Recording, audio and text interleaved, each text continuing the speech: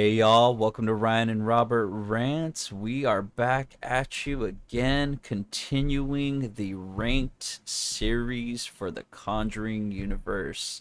Today's installment, which one we going to be doing, Robert? We are going to be doing Annabelle Creation.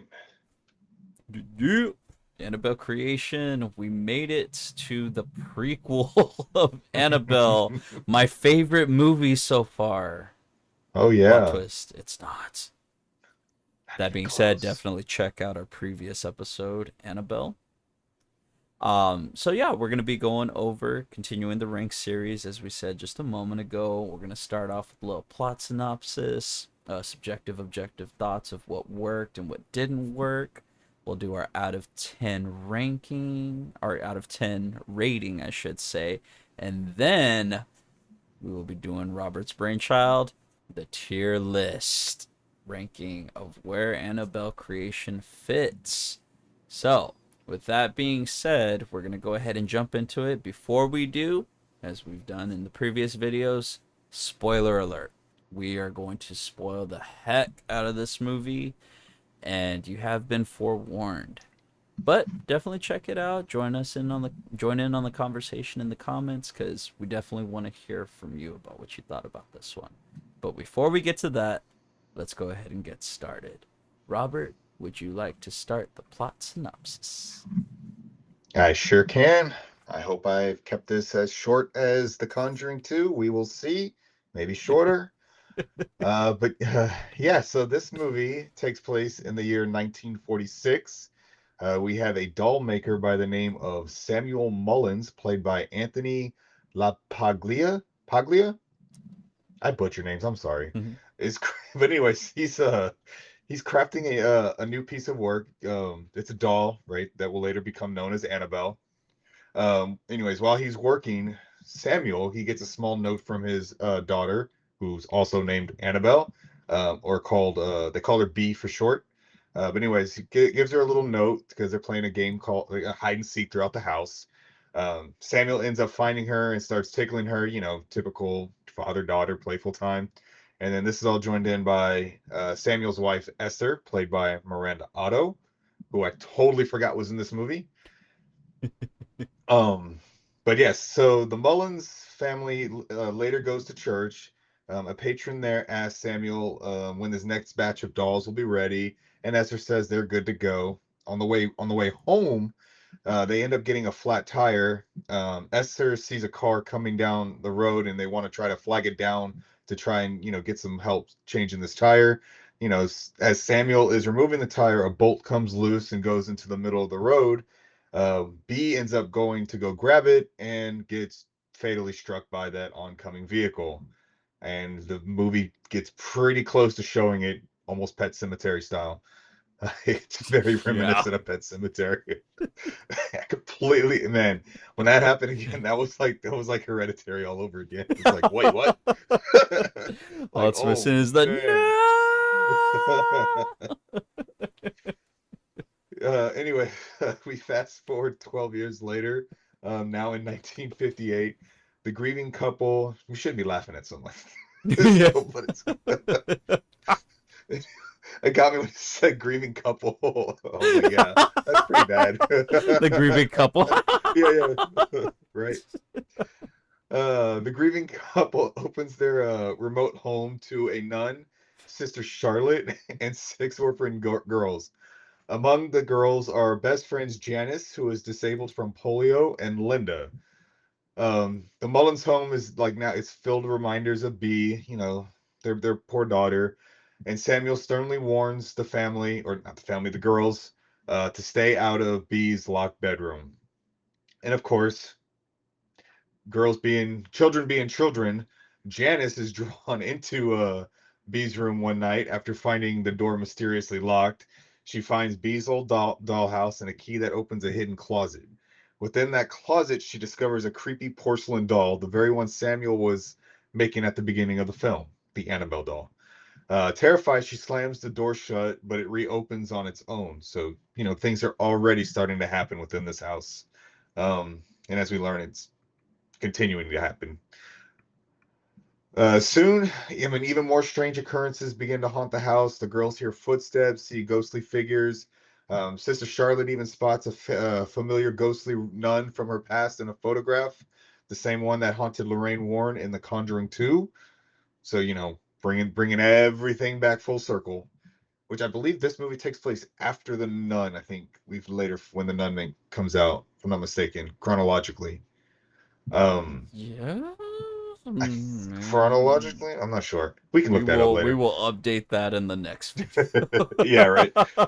Um, yeah. So one night, a malevolent entity uses a chairlift to torment Janice, pulling her up and dropping her, leaving her injured. So she like gets thrown like from the like she goes down, gets brought up, and like she gets like just zoomed up to the top, and all of a sudden you just see her fall and hits the ground. It's actually pretty. This movie makes choices, and we'll go into that. After Janice returns from the hospital, the hauntings escalate. The entity, um, which had been masquerading around as B, reveals its demonic form to Janice, regurgitating black bile into her mouth and possessing her. The demon within Janice then taunts Samuel, leading him to his own death.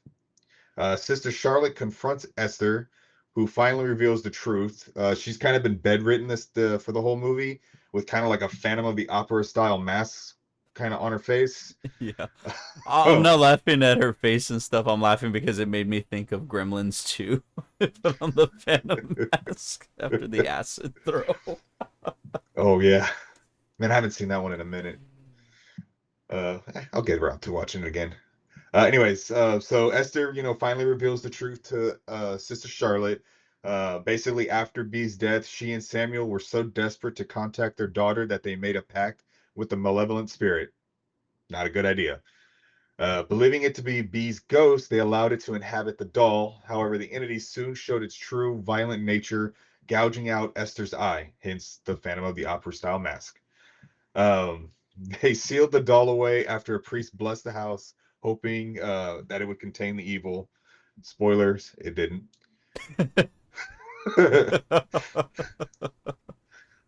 uh, Now that the demon has been unleashed, even more chaos ensues. The girls are terrorized by ghostly apparitions, and Esther is found brutally killed. I mean, everybody's just like everyone outside of the children and the nun wasn't safe in this film. Yeah. Linda, determined to end the nightmare, grabs the doll and throws it down a well that's on the property.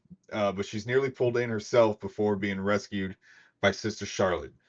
Janice, now completely possessed, attempts to kill Linda.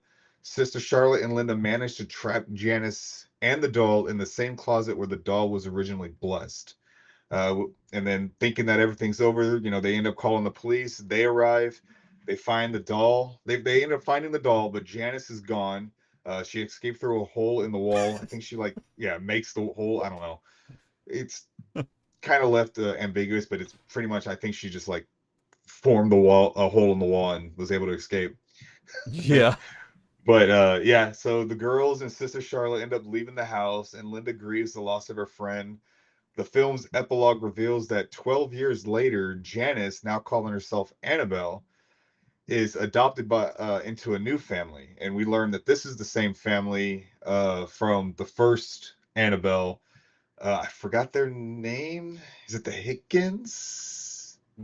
Doesn't matter. Yeah, Something. I It don't doesn't matter. remember. But anyways, it's the girl that gets corrupted by the cult and it goes back and in the beginning of the film kills her adopted parents and then tries to steal the doll that stabs um what's her name in the stomach. If you've seen the movie, you know what I'm talking about. Yeah. But anyways, that yeah, it basically shows that part of the film in the Mia, that was her name, Mia. But yeah, that's how the pretty much the film ends by basically tying it all to the beginning of the first Annabelle movie. And that is Very my nice. very getting very brief plot synopsis. That was good though, dude. That was really good. We're getting better. Yes. Hey, more practice, we get You know. better. But yeah, what you were saying about how it ties it in. Yeah, I completely forgot about that, and we'll get into the what worked and what didn't work in just a second, but I just wanted to preface with having said that I had not seen the first Annabelle movie until we did this. I had Okay. never seen it. This is the only movie. Well, that and La Llorona are the only two movies in the Conjuring universe that I had not seen.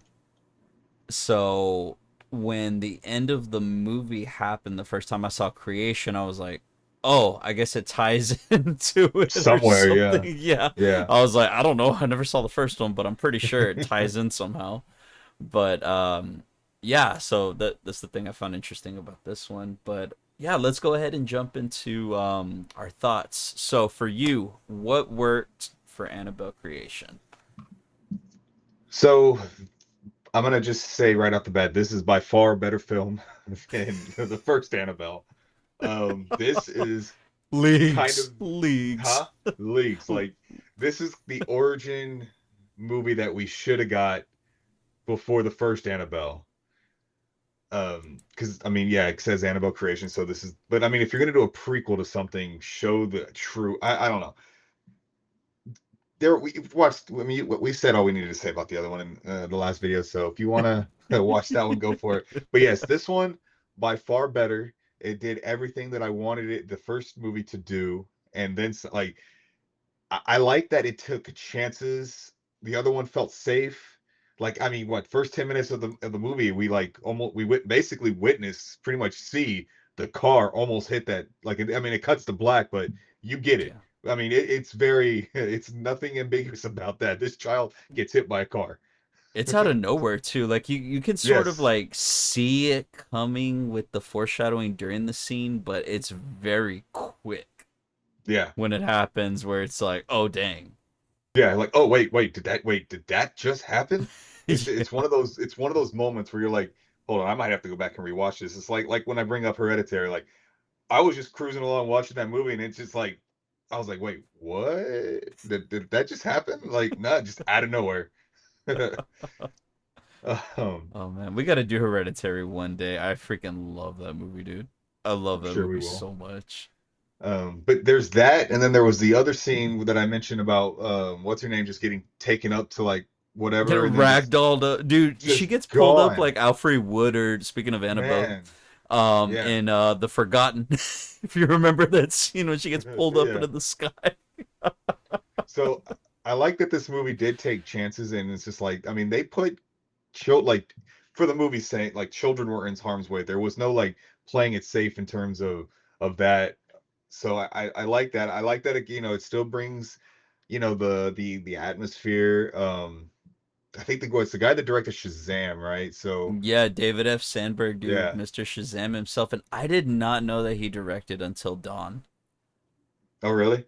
Yeah, and I haven't Yeah, yeah, seen it yeah, or yeah, yeah. played the game, but that actually made me more intrigued because I did get around to watching his first one that he did, Lights Out, Uh-huh. like a year or so ago, and I really enjoyed it. That was one that I slept on for a while, but it's very much like he's got like a very similar tone and vibe to his directing style for horror movies, but Yeah, it's good. yeah. You know what I mean? Like he's a good like he reminds me of like I don't want to say a poor man's James Wan, but like he's like a really good protege to Hmm. James Wan. Yeah.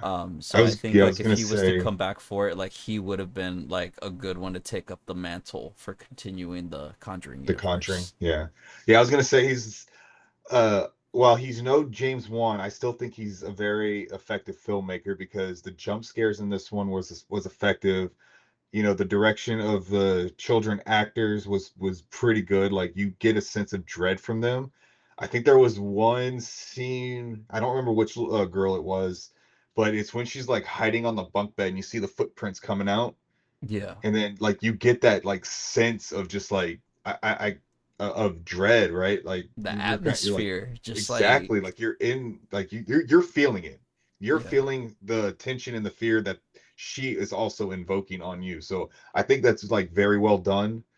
Um, I but think it's also the use of the camera. You know, the I way think that so. it's not shaky cam, but it's like that like almost like the vision, like the POV of the Hmm. character but it's Yeah, not like overdone where it's like, oh my god, it's nauseating. Like it feels very natural. Like when you're looking around in the dark, like in your room or like in a yeah. hallway, it's like, And then it just like it casually shows like the footprints getting closer to the bed, and then you see it like getting into the lower bunk. Like I'm just like you feel that, and then top it off with how the child actor is portraying it. It's like you're feeling that fear for that character. So I mean, I think it's very well done. I mean, I'm not gonna again, James Wan. We already said this, the master, but like you said, he would be a very good protege. Or I mean, just I think he should do a lot more movies in this style. oh Um, heck yeah, I like agreed. Shazam. Don't get me wrong, Shazam 2. But anyways, um, so I mean, he's a very, very talented director in his own right. So it'd be nice if he had came back for what is it, Conjuring 3 and 4. I don't subtitles, right? Yeah, Devil Made Me Do It and There you Last go, that's Rites. right. But yeah, I mean, I think that'll touch up on what without getting too, derivative of just going over the same things. I think that's what I can point out as my top, things that I liked about this film. What about you?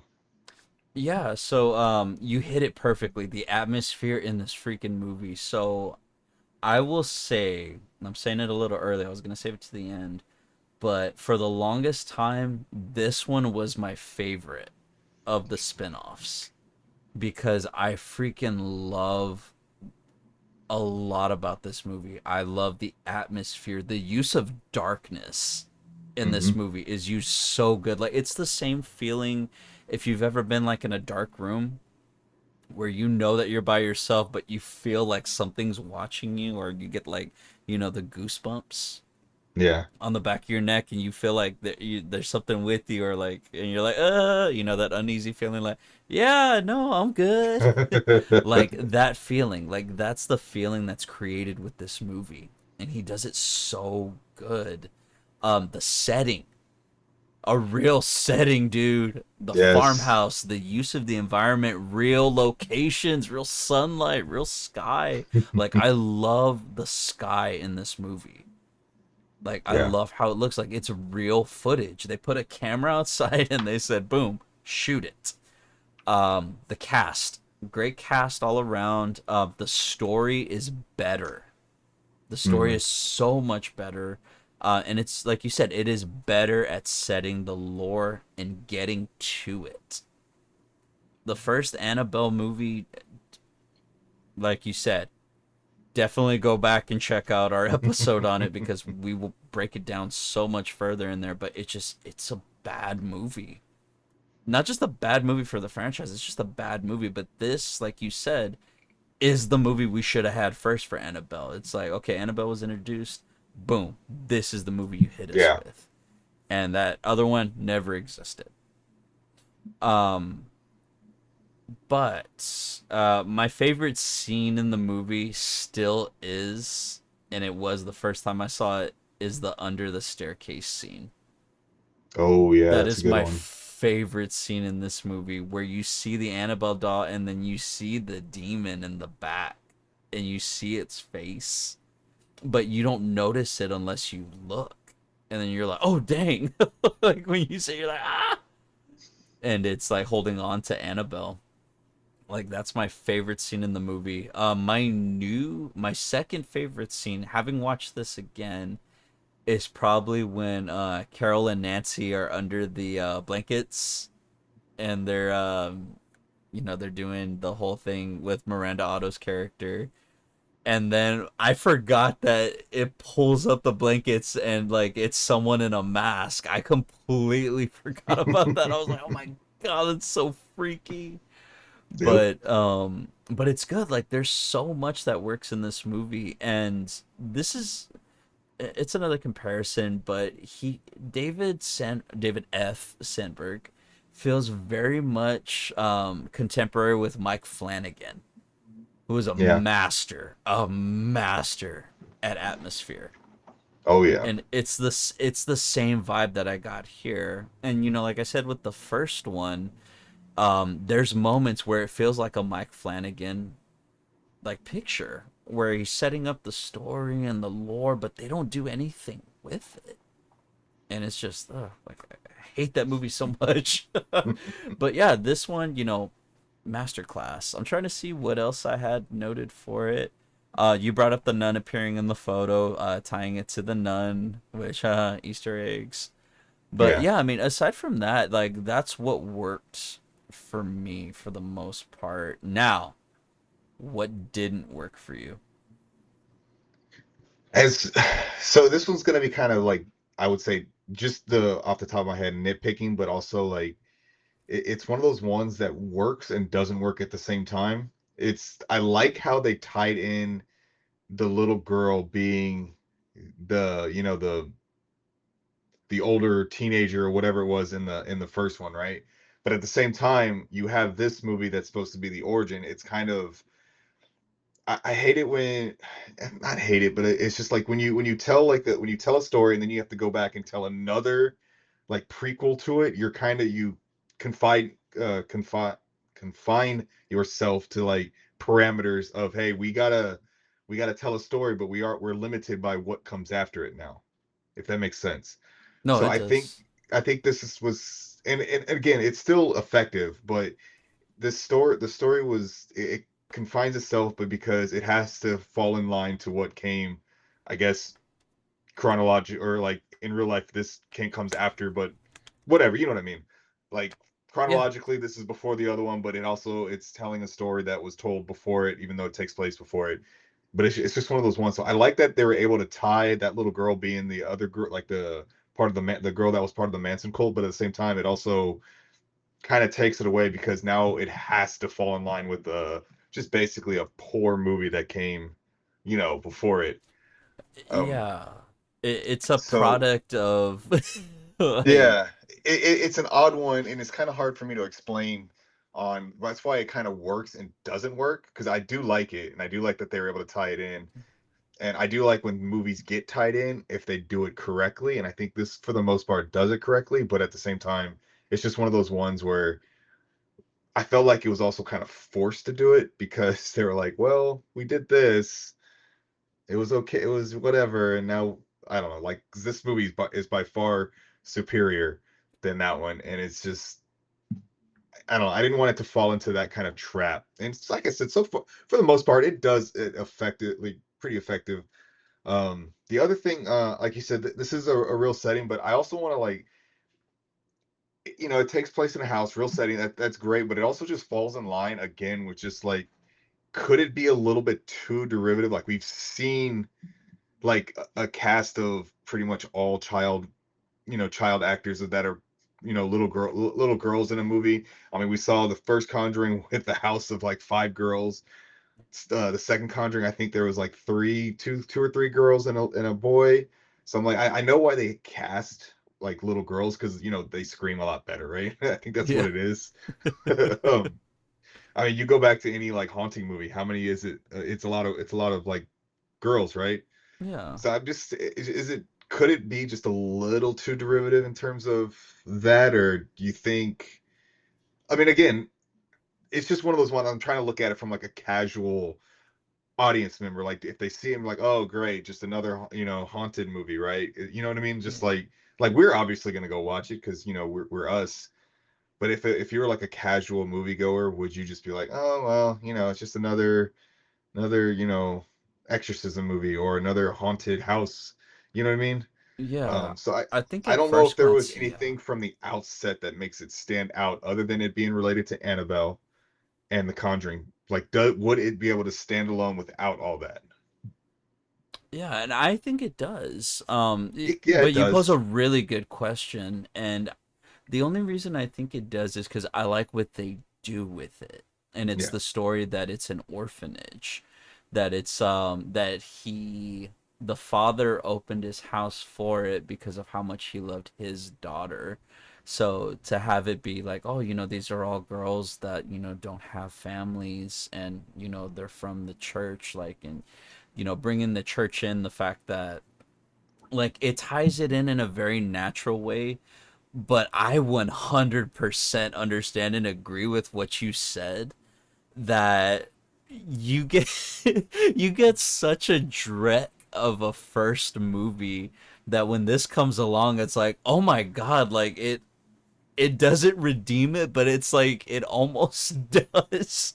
But then Yeah. you realize, oh god, this movie was we started off down here, we got up Yeah. here, but we know we're gonna have to go back down because of, we know what's coming. So like you said, it would be different if it was like, oh my god, like first Annabelle was like so great, and then we get the prequel and it's like, oh my god, that's really great too.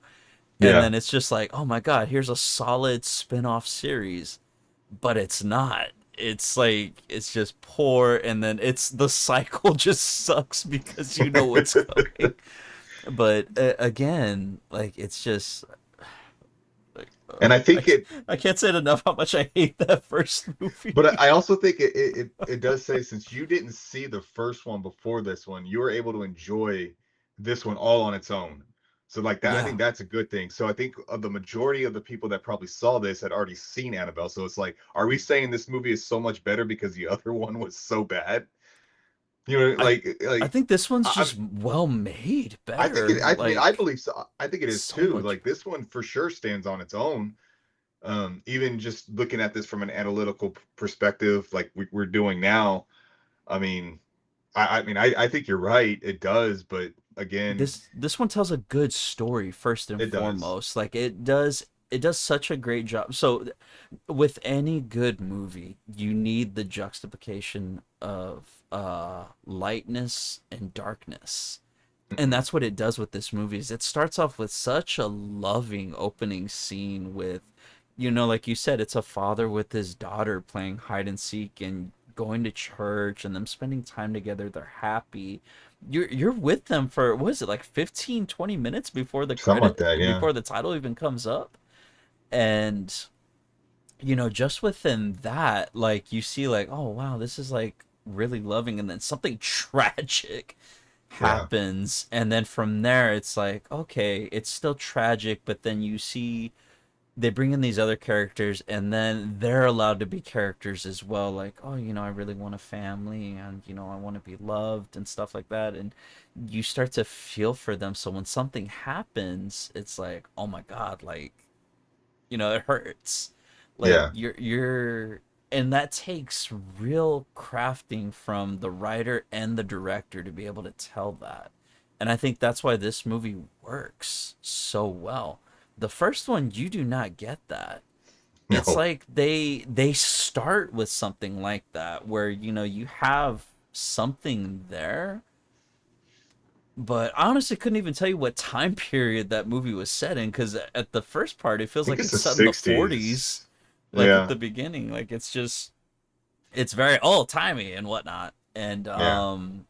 like it feels really weird, the time period, and it doesn't even look like it's set in that time period. It looks like they filmed it like they were like, okay, we're gonna make a couple of things look old, but there's probably gonna be some modern stuff that's gonna pop up Right. here and there. Like it just doesn't feel lived in. You don't feel like that world is brought in. And all honesty, I mean, it just does a really horrible job with showcasing Annabelle as a threat in the Yeah. movie, because it's all about the doll. In this one, they do a way better job of doing that with the atmosphere and playing with it. The first one just feels, it feels, I don't even want to say cheesy. It's just really Yeah. poorly done. And this one feels like it's like we're not just taking our time, but we're actually, everything that you're seeing and that's being shown is important to be in the film. But yeah, I mean, having said that, the stuff that didn't work for me, and it's funny because we were talking about how, you know, the girls in peril, the body count, it's just the family. Yeah. Maybe a girl or two taken out would have raised the stakes. Yeah. Like I totally thought one of the other like older girls was gonna like Carol, take like it. that would have Yeah. been perfect, Yeah. because she was the mean one, and then you take her out, and again, you know, it's like they have to have their comeuppance at once. You know, the mean person always gets it, or Yeah. something like that. But they don't. Spoiler alert: they don't ever do that throughout this whole franchise. Um, but yeah, like I feel like there needed to be more stakes, at least in Mhm. that department. You need to lose a girl or two. Showing the demon again. They don't do it as much as they do in the first one, but they do a good job of holding it back in this one, with it just being a hand or so. But again, just showing the demon really takes me out of it. The scarecrow part was so dumb. I think that's the one part they could have eliminated with that. I Yeah, feel like they could have done something better. And again, I because it kind of maintain didn't make that sense a little bit. I don't think it made sense. The Scarecrow. yeah, it was just there to just be there. It's like the Crooked Yeah, Man for me. You know what I mean? It's yeah, it's just not scary. But having said that, again, I maintain that Annabelle just isn't scary because it relies so much on the demon that you can't just be afraid of the doll. And that's how I felt like during this rewatch, like from the first Conjuring movie to now, Annabelle the doll just isn't scary to me. But the, that's pretty much all I had for as far as what didn't work. Was there anything else yeah. that you had that you were like, nah? I mean, it was kind of hard to like I said, I was just kind of nitpicking because I mean, like this, like you said, this is a very well crafted movie, basically from start to finish, because it does show the loving family, and then you think that it's all going to be about the wife, the husband, and the daughter, and then all of a sudden it kind of subverts your expectations, kind of like 15 minutes in, you're like, oh, okay, now we're okay, so we're going to be about the this other orphanage group, so it kind of like it's like an inversion a little bit and it kind of just plays with you. So I mean, it's just one of those ones where it's like, all right, we can kind of nitpick. So because I mean, yes, it's not a perfect film, but there's a lot in this movie that goes right. And just for me, having kind of being forced to tie this one into the first one is both a positive and a negative, at least in my aspect. But I think yeah, I think as much as this movie took some chances and did some things you didn't expect, at least the first one should have done, I feel like they could have probably had still taken it up. Like, I don't know. I don't say you necessarily have to outright kill like someone like Carol. Maybe she, sees the error and maybe sacrifices herself or something, or I don't know, just something Yeah, like give it a little bit of stake. But like pretty much the entire orphanage makes it out alive except yeah, maybe the other little girl. I mean, she still makes it out alive, but she's no longer with them, right? She's possessed and crazy. But like pretty much everybody that eats it is the older, you know, people, the family, the original family. Which I guess I get it. You kind of have to like slam the book on that one and move on with the story. But I don't know. You could have raised the stakes just a little bit, just a little. Um, but other than that, like no, I think kind of hit it. Everything you had you said about what didn't work kind of like didn't work for me as well. I mean, I still the Annabelle doll is still creepy to look at in my opinion, but I do kind of yeah, get it's like one of those ones just like okay, like I think they did a good job in the first Conjuring, right? Because it was just it's probably just one of those yeah. ones where the less you know, the better.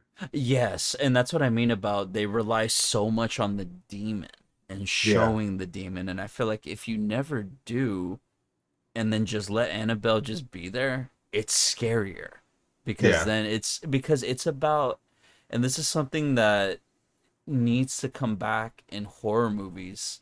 It's about what you don't the see. ambiguity, yeah, of Yes, it because just it's about making your imagination come up with it. And we're yeah. getting better at it, especially, with these newer directors coming up and whatnot. They're getting better at, showing, not telling. And I mean that in the sense of it's not about what you see, it's about what you perceive up here. They're just Yeah, leaving, like you said, it's ambiguous. I yeah. can't talk today. Yeah. Ambiguous. Yeah, Wait, ambiguous. There we go. ambiguous. We're very tired. But having said that, what do you give this out of 10? What do I give it? Where's my notes? Where did I move it?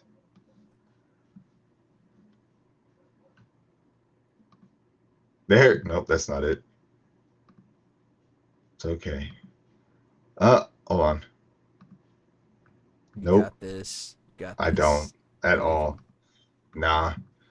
All right, there it is. But now I lost. Whatever. It doesn't matter. um, so I think I originally had it at a 7.5 out of 10 because, like I said, there's a lot I think that goes well in this film, and I honestly I think I'm gonna leave it at a 7.5 out of 10.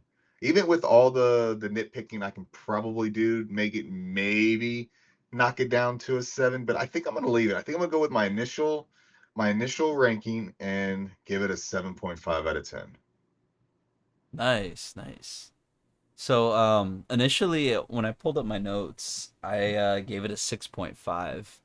But after we talked it out, I'm like, no, this is a good movie. Like again, I loved it the first time I saw it. I loved it again watching it this time. So I actually bumped it up to a 7 out of 10 Nice. because again, this is way way better than its original counterpart. I love what it did, like I said, from it, and what I'm trying to read what I wrote. I said what what I didn't does affect the overall movie. Oh, loved what it did from the previously mentioned. What it I don't know what I wrote. I was very tired when I wrote that. All It good. basically, I think what I was saying is it improves drastically upon the original. Um and it's still a very entertaining movie that I hold up there with The Conjuring Mhm. and The Conjuring 2, and I still maintain so far that it's the best of the spin-offs. Yeah, I think so too. I don't really remember too much of.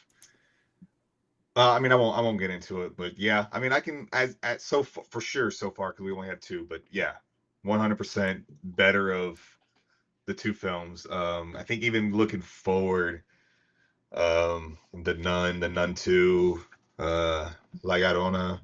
Hey, you did it! You did it! I mean, I can actually do it. I just was having fun that day.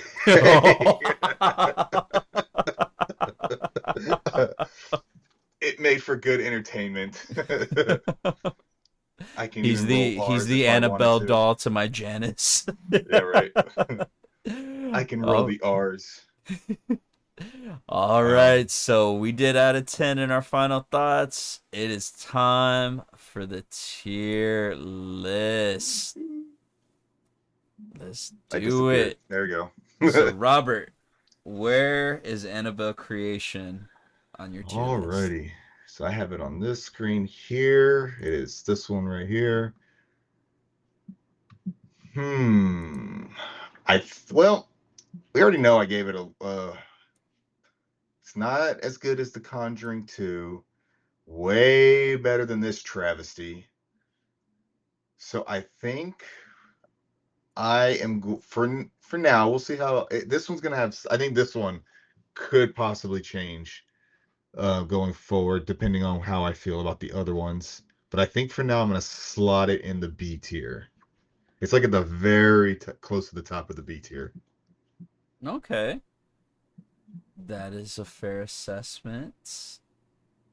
And with that being said, I actually agree with you. Like I said, it is Noise. up there with Yeah, the first Conjuring and the second Conjuring. Um, but like I said, it's just such a good spin-off movie, man. it Like is. It's it's how you do just spinoffs. It should. This is how you should do a spinoff. yeah.